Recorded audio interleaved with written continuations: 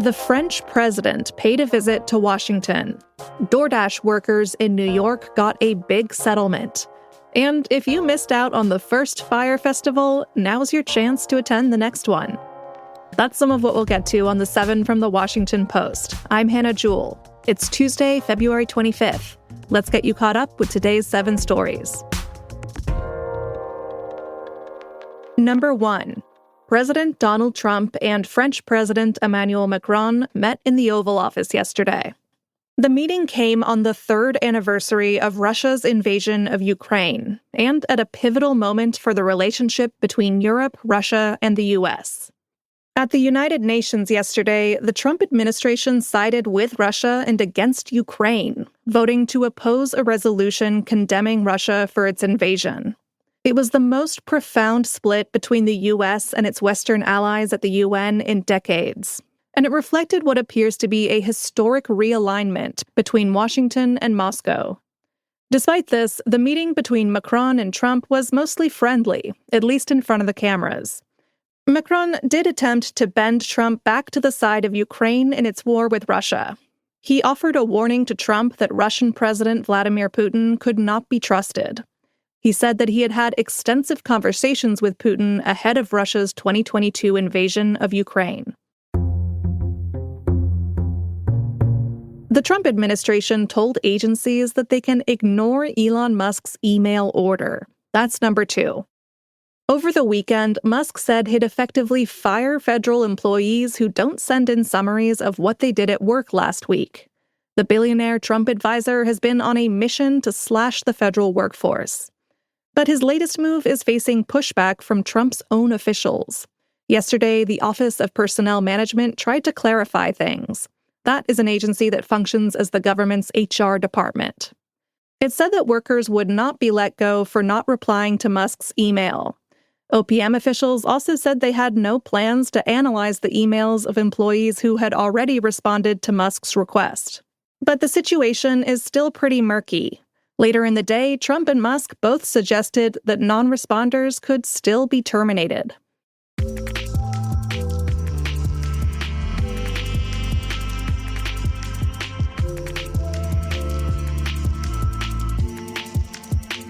Number 3.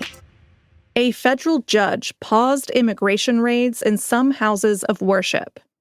6 Quaker congregations, the Cooperative Baptist Fellowship, and a Sikh temple filed a lawsuit in the U.S. District Court of Maryland last month.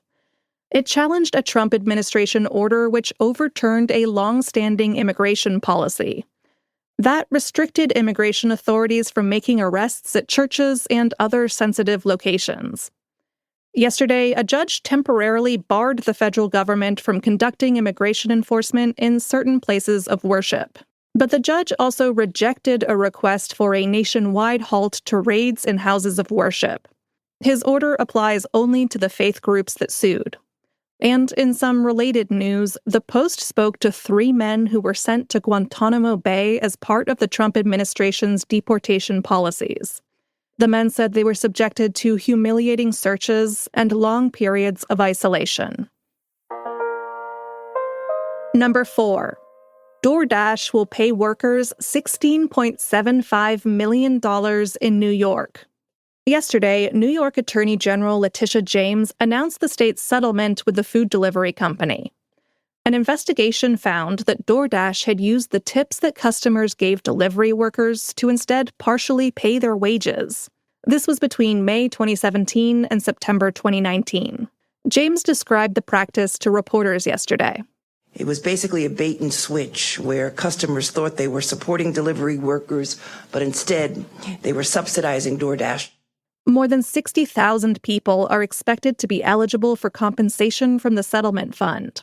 The estimated payout per worker could be up to $14,000.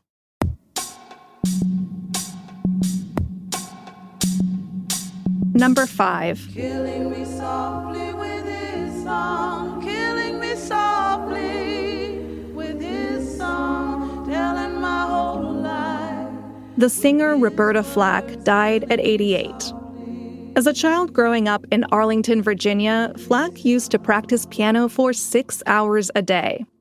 She said later that she didn't know if it would come to anything, but that she didn't ever feel like she was wasting her time. And her career certainly proved that she wasn't. Flack rose to become one of the most popular performers of the 1970s after a stint as a school teacher in Washington, D.C. She won multiple Grammys and had #1 hits, including Killing Me Softly with his song, which you heard a little taste of just now. By the end of her life, Flack had influenced generations of younger singers, including Whitney Houston and Lady Gaga. Flack's publicist said she died yesterday from complications from ALS.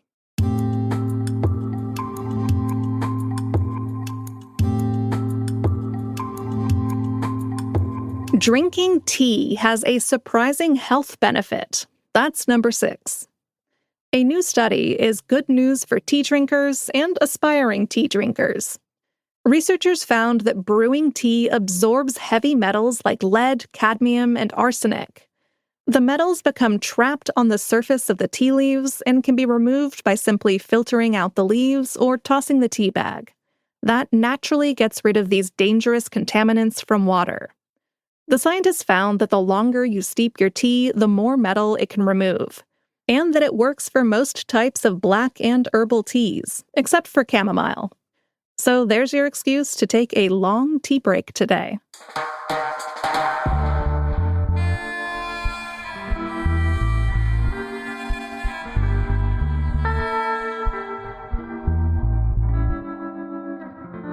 And at number 7, tickets are on sale for a second Fyre Festival.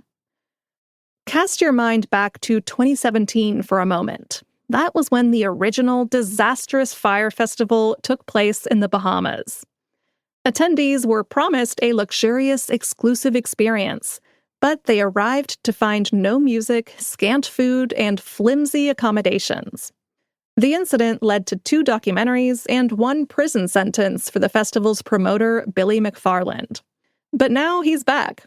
Speaking to Savannah Sellers on NBC's Today Show yesterday, he revealed more about Fyre Festival 2, with some key details missing. So we're going to have artists across electronic, hip-hop, pop, and rock. However, it's not just music. We might have a professional skateboarder do a demonstration. We might have an MMA champion teach you techniques in the morning. And you say we might have. Are any of these for sure haves? Are they booked? So I think what makes Fyre so cool is that we are selling the experience of Fyre. I want to be one of the first festivals that can sell out with no artists. But you do have them booked.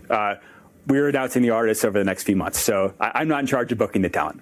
The festival will take place in Mexico over 3 days in late May and early June. 2,000 tickets went on sale yesterday, with prices ranging from $1,400 to $1.1 million. So if you're willing to fork out that much money, hopefully you will either have a lovely time or you'll get to be in a Netflix documentary about it later. All right, you're all caught up. For your next listen, you should check out a podcast from the Washington Post's Opinions Desk. It's called Impromptu. It offers thoughtful conversations on the news and cultural debates that our columnists can't stop thinking about. They don't always agree, but sometimes they change their minds. Find out if they can change your mind by searching for Impromptu wherever you listen to podcasts. I'm Hannah Jewell. I'll meet you back here tomorrow.